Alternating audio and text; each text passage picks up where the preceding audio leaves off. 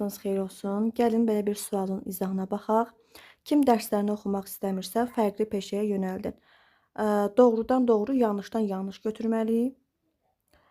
Budaq cümlənin xəbəri feilin şər şəklindədir. Kim dərslərini oxumaq istəmirsə.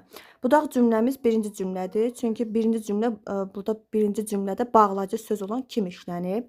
Deməli, budaq cümlə əvvəl, baş cümlə isə sonra gəlib. İstəmirsə indiki zamandadır. İndiki zamanın şəkilsidir. Ona görə bu cümləmiz, daha doğrusu bu feilimiz feilin xəbər şəklindədir. Şər şəklində deyil.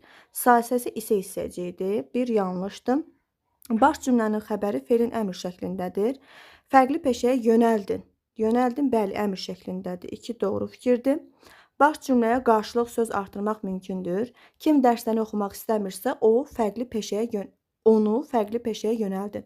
Bəli, kimin qarşılığında onu bərpa etmək olar. Bu doğru fikirdir. Ona görə bunu götürmürük. Budaq cümlədə bağlacı vasitə işlənməyib.